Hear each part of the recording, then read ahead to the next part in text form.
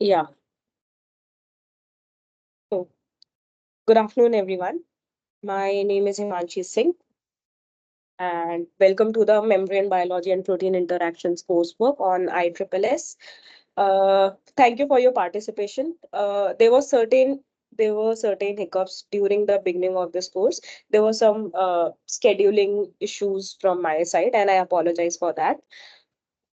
But keeping everything behind. Finally, we are having a first class. And as I have already mentioned in the mail itself, that this is going to be a very introductory class today. So today we might go through the course content, which I have circulated earlier from the flyer itself. And that course, I'm sorry, I'm a bit sick. Yeah. So based upon the content of the flyer or the course handout which I have circulated, we can discuss on it whether you guys think that it is fine or you want more discussion on certain topic or you do not want that particular thing in your curriculum at all. It's completely open ended from my side. If you guys want to learn something different and if it's in my area of expertise, I'll definitely try to cover that also. Again, you guys are the one who wants to learn and I'm just here as a provider, and I will also obviously be learning with you too. So, as the course name says, membrane biology and protein interactions, you guys have enrolled, right? So, you guys might have certain reasons for joining this kind of course, certain interest or anything. Multiple reasons were there. Like even in the Google form which we have circulated for the registration of this course, we could see that there are plenty of reasons why people want to join this course, right? Regarding the scheduling of the course, let me go back to the flyer. Um, I can't see the flyer. Wait a minute.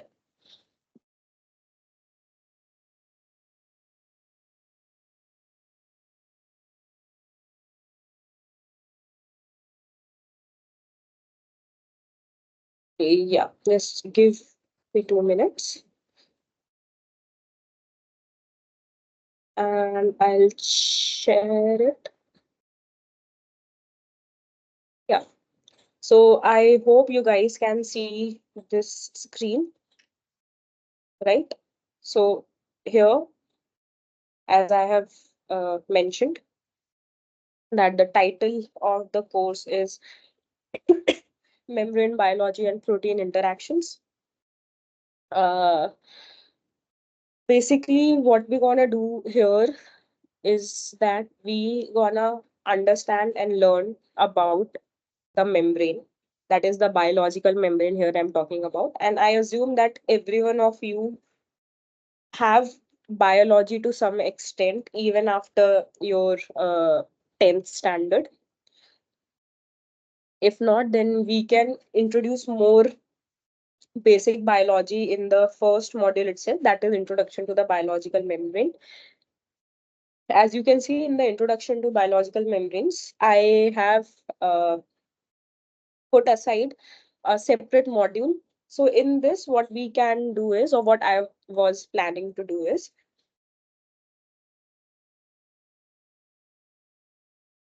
uh, get you started with the basics of membrane biology, right? Like what is the need of a biological membrane? What exactly is a biological membrane? Or if it is there, right, then what are its function?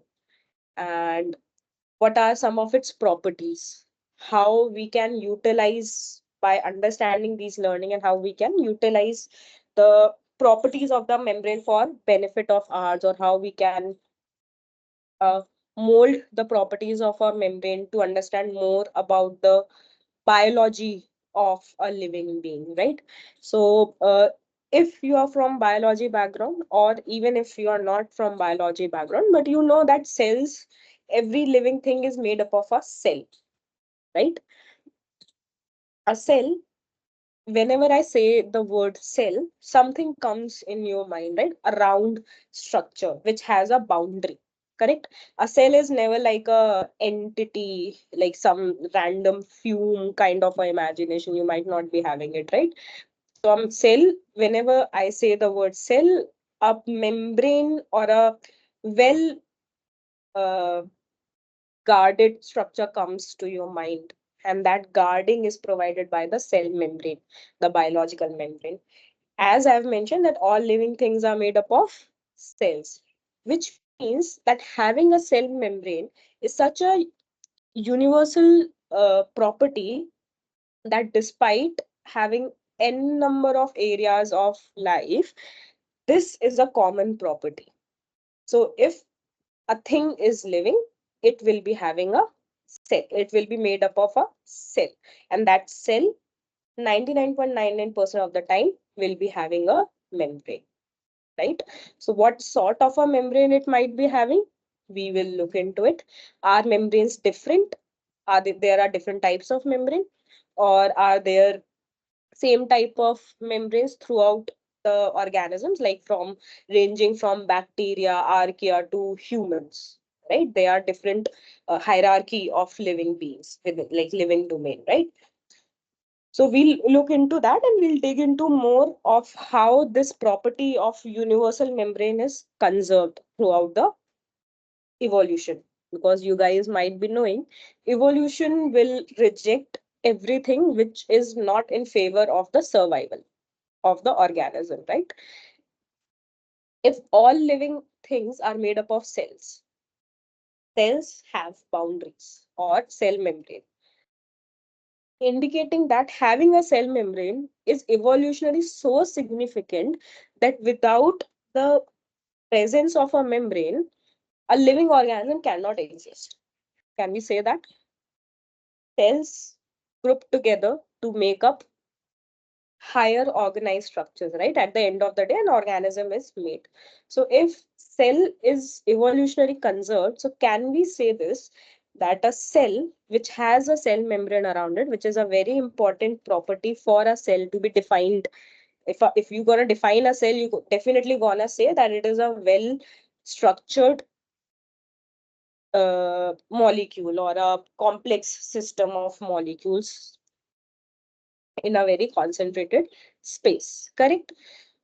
So having a cell membrane is a universally uh, or evolutionary conserved phenomenon. Not phenomenon, it's a thing, right? So that is why it is more important to understand the properties, the function, uh, the characteristics of a membrane.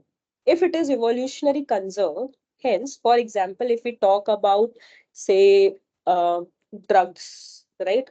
We all are humans, we get sick, just like I am right now, right? So, if you are sick, you're gonna take drugs. Drugs at the end of the day gonna act on the cell itself. Any drug, irrespective of what it is, there are higher chances, higher probability that the drug has to interact with the cell membrane at some point of time, right? Either at the time of metabolism or at the time of identifying a receptor, correct?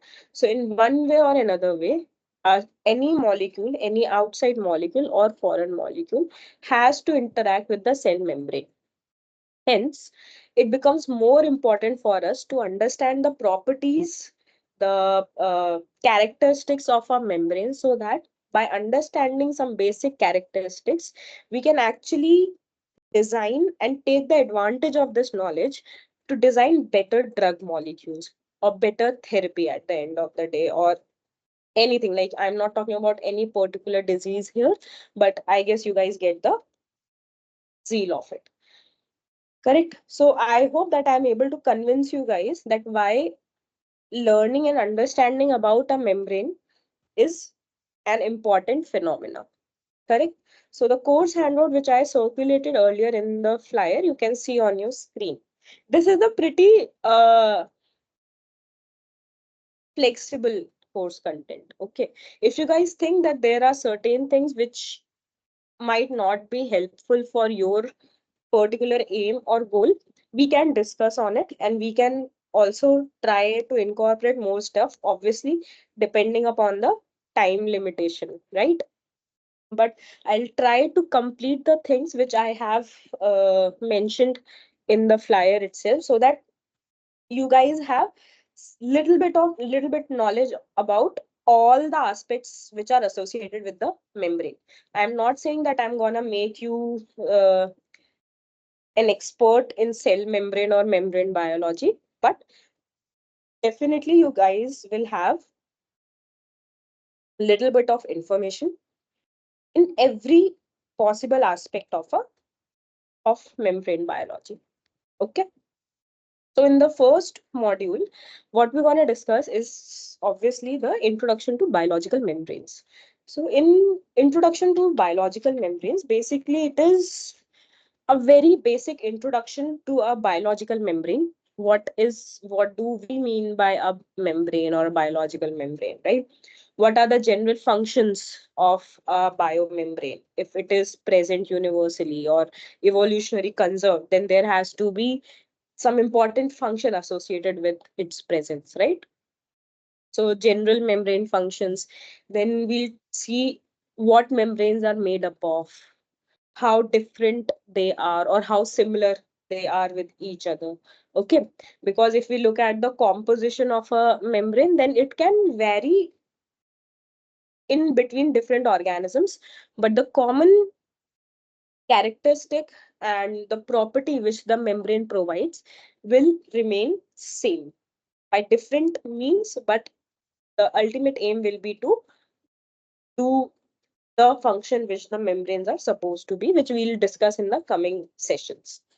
Okay.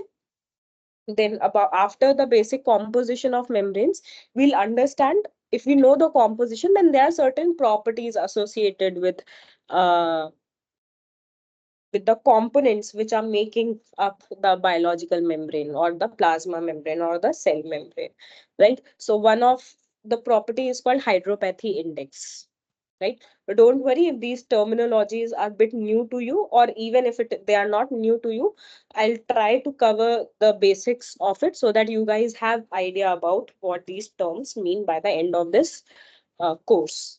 Okay. So basic composition of membranes. After that, properties through which we characterize a membrane, or we check, or we give property to a membrane, is one of the property is hydropathy index. Second is fluid mosaic model. I guess most of you might have heard it. We're gonna discuss little bit in detail about this model and how we come up with this model also, because this is the latest model. Like in every field of science, right, there are working hypotheses in the field. So till you don't get any uh, counter result or counter experimental result set up against the current hypothesis, that current hypothesis is considered to be true, because no one is disapproving it.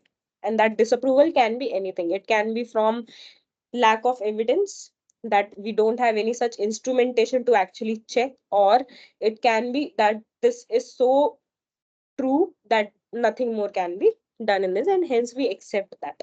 So currently, fluid mosaic model is the uh, somewhat best model to explain the structure of a cell membrane, and we'll see how we come up with the scientists have come up with the fluid mosaic model itself.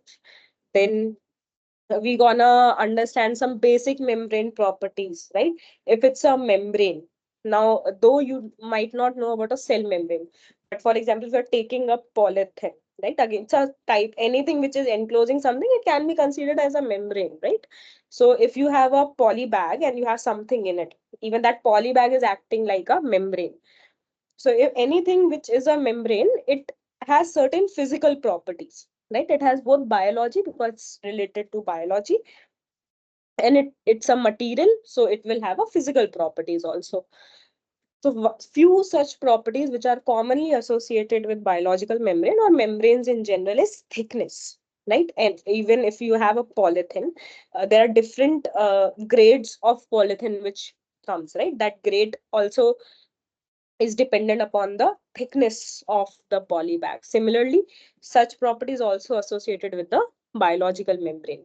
So thickness will be one property, asymmetry will be one property, diffusion will be one property, melting behavior, fluidity. These are some physical properties which are associated with the biological membrane. Okay.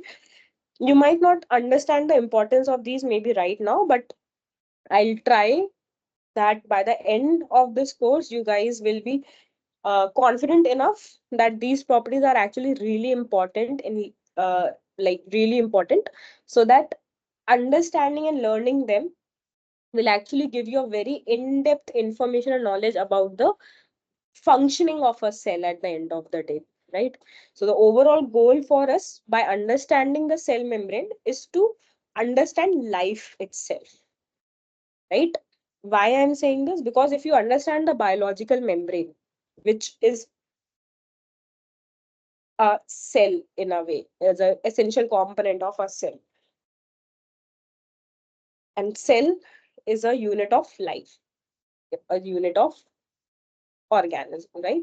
So if you are able to understand the properties of a membrane, in a way, we are trying to understand the life itself, how life works, how life communicates, how life is propagated, how life is sustained, right?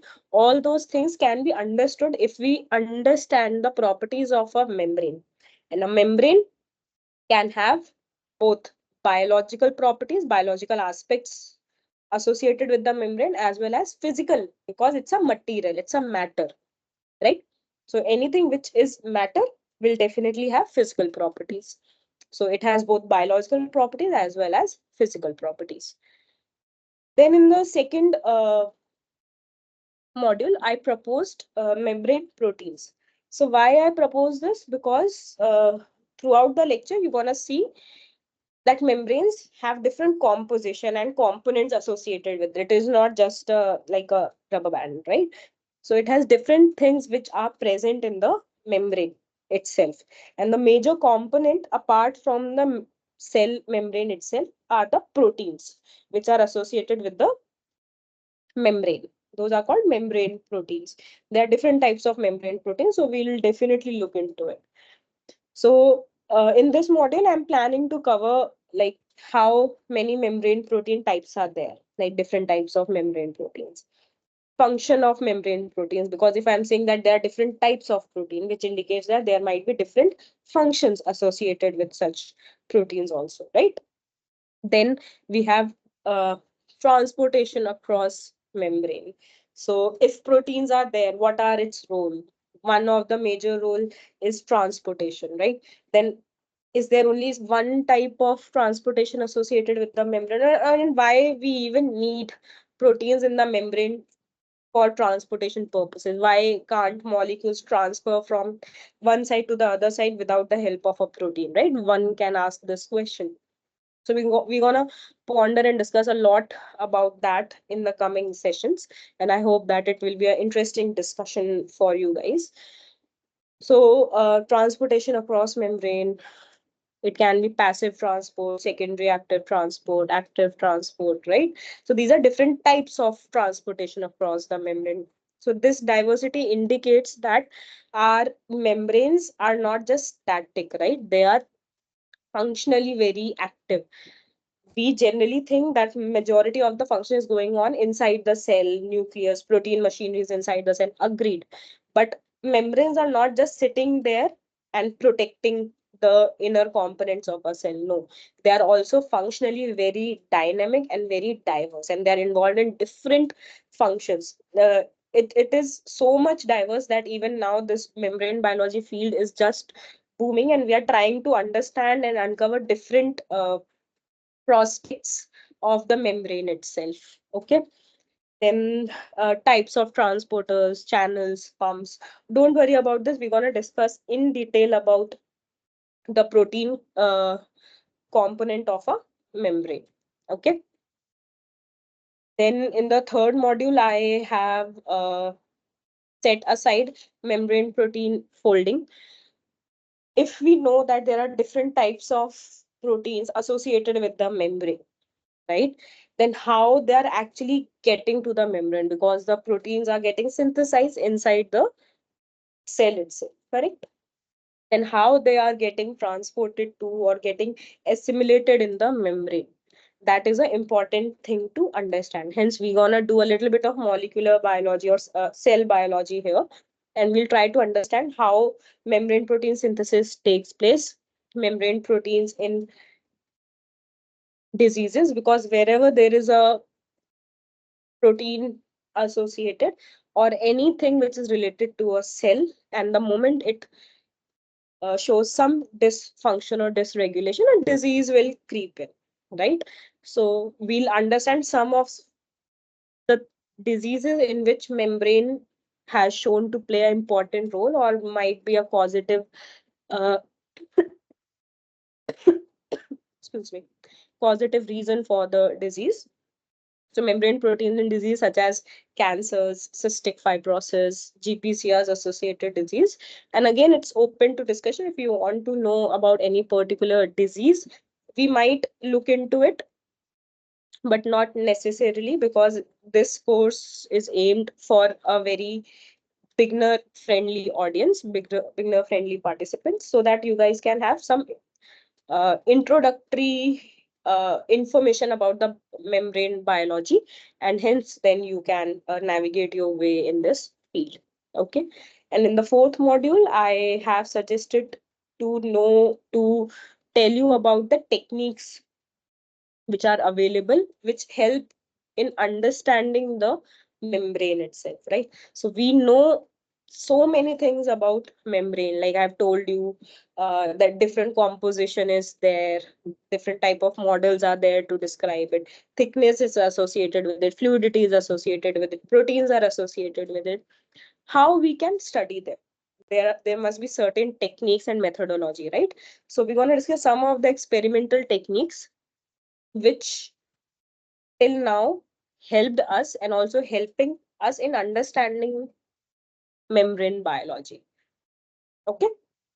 So some of the techniques you guys might have heard of. So I'm not going to make you an expert in these techniques. It's more of a um again, more of a information giving module where I'll be talking about X-ray crystallography, basic steps in X-ray crystallography. I'm not an expert in experimental protein structure determination. So I might not be the right person for you guys to come and ask for the details and the step-by-step methodology to actually conduct such experiments. But I'll definitely, if you guys are interested, I'll definitely try to provide you some resources from where you can study such things or learn such things. So few of the techniques include X-ray crystallography, cryogenic electron microscopy, excuse me, biophysical techniques such as nanodisc or patch clamp. Some of the words or techniques you might have heard of, and some might be new. Again, reiterating myself that I'm not going to make you an expert in these techniques. It's more of an introductory module where you guys should know what are the techniques available in the field to know more about the membrane biology or the proteins associated with the membrane, right? And last but not the least, as it's the era of an AI, so I wanted you guys to also have this little bit of exposure to the AI in the field of protein structures or the membrane protein structures, right? So we're gonna discuss about AlphaFold.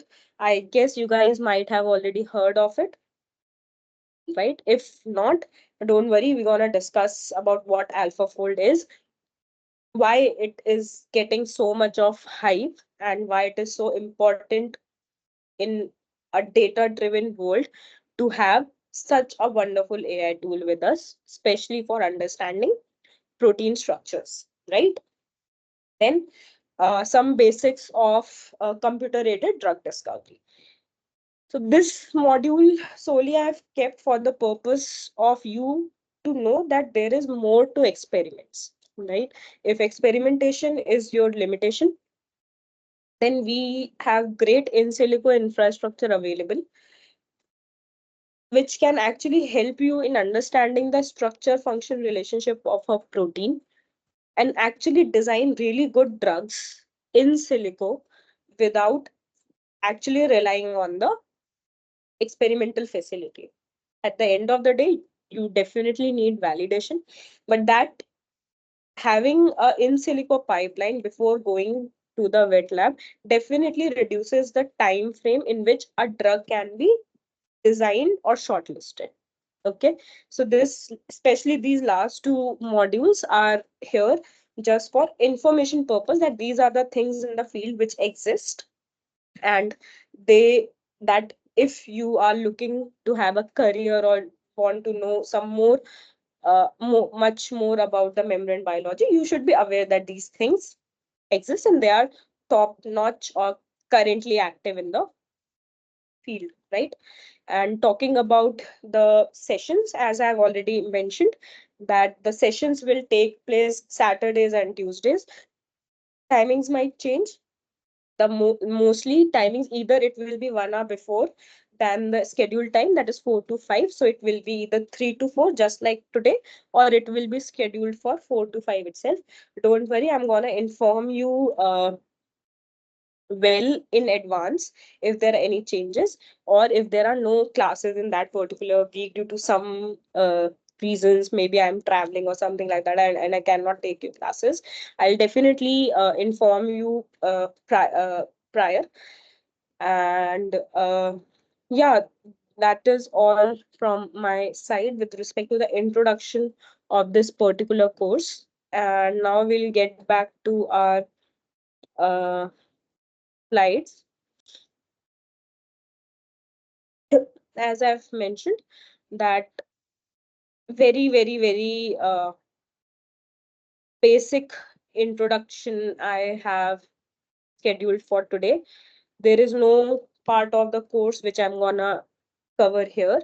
It is just for the sake of you guys to get familiar with the terminology such as cell membrane, how does a cell membrane look like, what are some of its properties, and all that.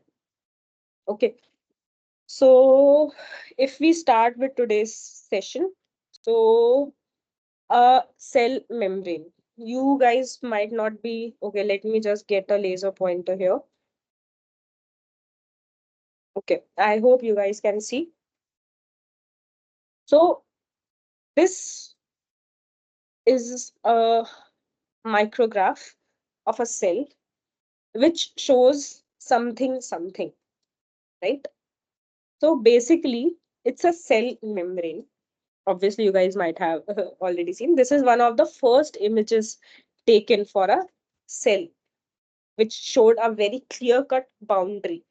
So by now we are saying cell membrane, but we haven't given it a proper definition because it is somehow understood in our conscious that if we are saying a membrane, which means it's a covering of some sort, correct? So if we are saying cell membrane, so it's a covering for a cell. If you are saying biological cell membrane, obviously it's a living cell membrane and it is surrounding a cell which has all the components of life and all that. Okay. So cell membrane defines the periphery of a cell, separating its content from the surroundings. One can ask, what is the need to have a membrane or a periphery associated with a cell to separate its content? Why can't we have the contents of a cell freely floating and not have any membrane associated with it, right? Because we are made up of millions and trillions of cells, correct? And all the cells, if we talk about the are already like cells which are already differentiated and are there, they all are somewhat similar, right? So why can't we have everything like loose and flowy and like all the watery stuff and don't have any boundaries associated with it? What is the need to separate? Why we want to separate the cell's interior from the exterior, right? So the answer to this is not a direct answer. Excuse me.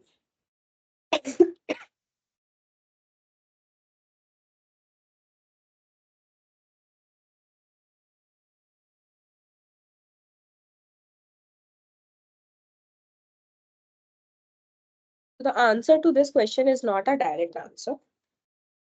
And as I've told you that today is a very basic and introductory class, so I'm going to give you certain questions to think about. Why do we need a cell boundary? Why there is a need to separate, why there is a need of a separate system for inside of a cell from the exterior of a cell. Take this as you guys might be having it difficult to visualize, but let's take it as an example that you have a raisin, right? You have a raisin and you are like the classical example, which I guess class 10th bio teaches you about the concentration of a solution, right? And what it does to a cell. You take a raisin and keep it in a neutral solution, in hypertonic solution, and in hypotonic solution. You can see that in all these three systems, the cell will behave differently. In one system, it will stay the way it is. In other system, it might get swollen. In other system, it might even get inflated. Okay. So you can see a big cell like a raisin. It can change depending upon its surrounding, right? Similarly, a cell which is very, very, very tiny, we can't even see. So if there is a little bit of change in the surrounding environment, it will react to it, right? So think in this direction, and definitely we're gonna from the next class onwards, which will be on Tuesday. So from the next class onwards, we're gonna take these type of questions only in understanding the importance of cell membrane. So the question for you guys to understand here is that a cell is having a periphery, and that boundary, the major function of the that periphery and boundary is to separate the contents of inside of a cell from the outside.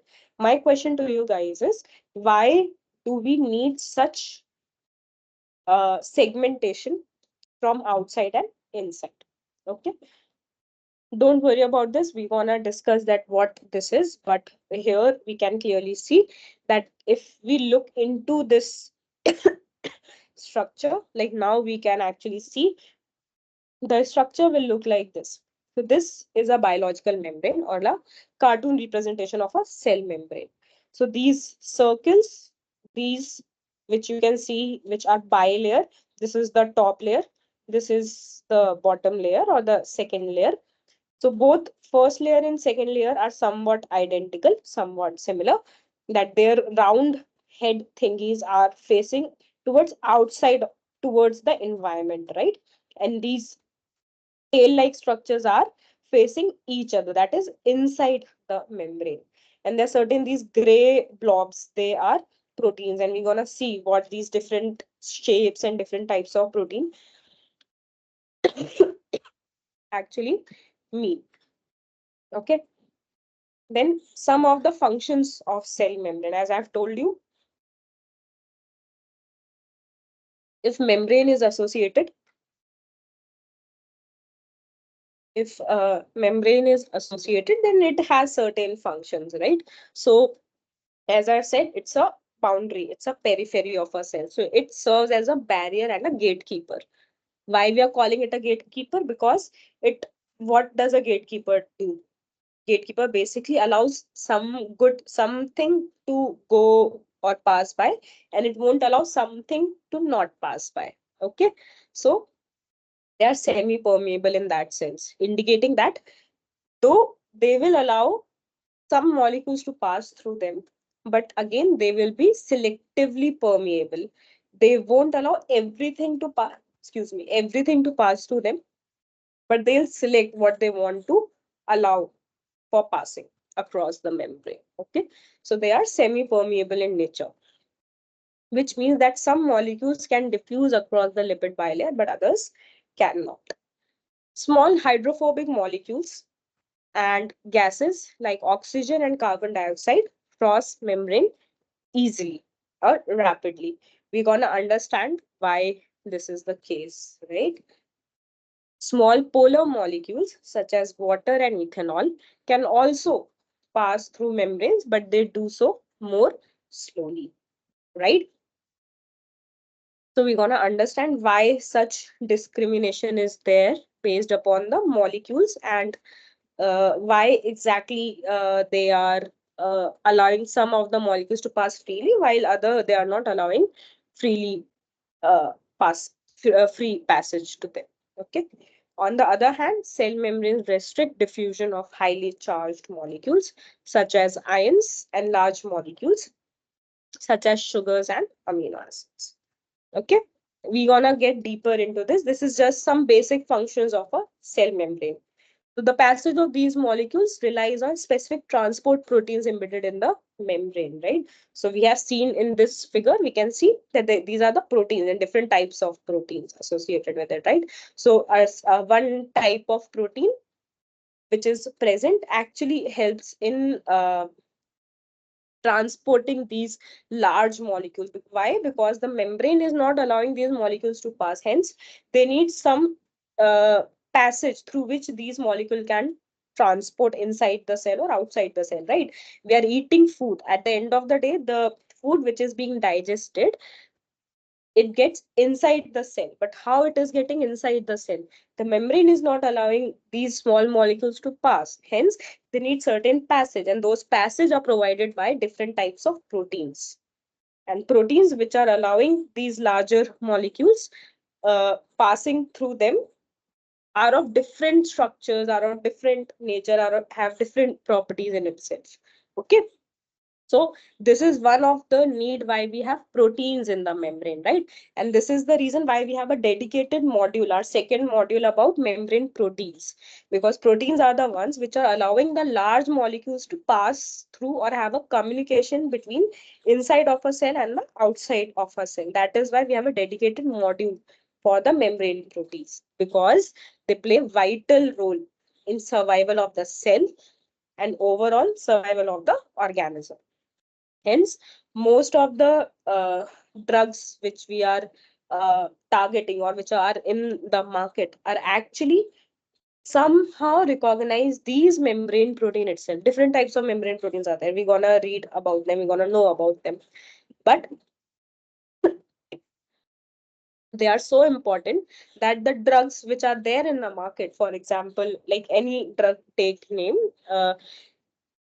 there's a high probability associated with that drug being a inhibitor, antagonist or agonist of a protein which is the part of a membrane itself. Okay. Hence, understanding membrane proteins in itself is a huge challenge, and it's a huge feat. Other reason of having that fourth module of techniques, because if you know the advancement in the techniques, you can actually uncover different types of protein, different functions of a protein which are associated with the membrane, right?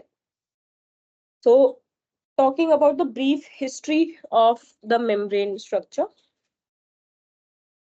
as I've said, that fluid mosaic model, when we were discussing, it is the latest model, but that was not the first model, right? We gradually adapt properties from various researches or various experiments, and then we culminate into one, and then we pose our hypothesis, right?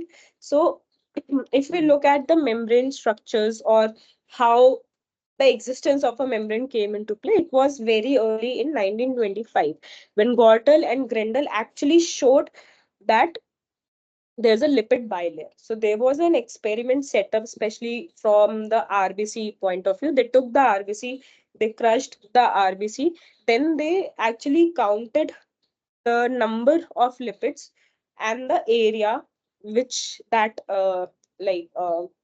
grounded membranes were making, and they came to know that the amount of lipid which is present for a cell and the area of a cell, it is doubled, indicating that the cells which have the membrane, they are lipidic bilayer in nature or bilayer in nature. Then in the next 10 years, like in 1935, another model came given by Daniel and Dafson. It was called Pauci molecular model. So what they said is basically that though lipid bilayer is there, but proteins are also associated with it.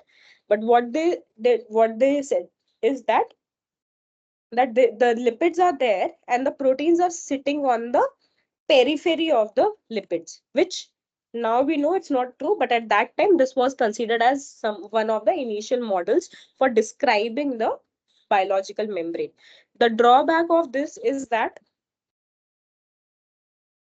there were proteins which were found inside the membrane also. So Daniel Davson model was not able to explain that why the proteins are inside the bilayer. So every model has certain drawbacks, and the next model tried to figure it out. Okay. The next model came in 1957, which is called J.D. Robertson model, or unit membrane model. And it indicates that it's a double layered, double lipidic bilayer membrane, which is associated with the cell or an organism. The issue with this model was that they said that it's a unit membrane model. It is made up of single type of lipids. That's it. And proteins are associated with it. But the property which they were not able to describe via their model was static model. Static. Uh, that their model was a static model, meaning that there was no dynamicity associated with the unit membrane model, and hence the static model, and fails to appreciate either the dynamic aspect of a membrane or the asymmetric nature of the membrane. Don't worry about these terminologies. We're gonna see why we are calling membrane as a dynamic membrane. Right now, I've told you that there are proteins associated with the membrane, which basically helps in transportation of the small molecules across the membrane. This property won't be possible if the membrane is static. The membrane has to constantly be changing for incorporating these functionality to the membrane. Hence, we needed a model which can tell us the dynamic property of the membrane. So here comes the fluid mosaic model in 1972, which is called fluid mosaic model. And this model actually showed that there are proteins which are embedded in the membrane, which are at the periphery of the membrane, which are crossing the membrane, and they did this via various experimental techniques, and we're going to see what were those experimental techniques and how they came up with that. Even then, though it is the currently accepted model, but even then, one property of domains was not explained by fluid mosaic model. This we came to know later, like in 1997, very recently, by Kai Simons. So what he gave about the structure of a biological membrane is called a lipid raft model. So everything which fluid mosaic model is there, it's absolutely correct. But he also proposed that there are small regions, dynamic regions in the membrane, which are composed of specific type of lipids and proteins, and they form small micro domains which are called lipid rafts because they are rich in lipid and different types of some types of protein. So these are micro domains. They are short lived, and hence fluid mosaic model was not able to capture those domains via those experimental techniques, and hence the latest model which we accept for a biology membrane is the lipid raft model. Though lipid raft model has all the properties of a fluid mosaic model, except that it has micro domains which are rich in particular type of lipids and proteins. Okay. So without going much in further in these things, because we're going to discuss more in detail, it was, as I have told, it was a very basic introductory session for this course. I hope that the pace is okay and you guys are comfortable with English and Hindi, whatever you guys are comfortable with, I'm okay with that. And with this, I might provide you with certain resources. If you guys want, you can always write it to me. Uh, my email ID will be there on the flyer itself. Uh, yeah, you guys can write to me I can provide you the study material if you want, or I can guide you to the resources, or if you are interested in something else, right? So from the next class, that is, I have planned for Tuesday, I'll circulate the mail soon, as well as the link for joining. So don't worry about it. And the classes will be quite regular. Uh, yeah, and apologies for the delay, but classes will be quite regular. And even if there is certain difference from the scheduled session, I'll inform you prior so that you guys can plan accordingly. So that is all from my side with respect to today. See you soon in the next class, and I hope that you guys, as well as you, enjoy as much as I'm gonna enjoy learning with you guys. Okay, thank you.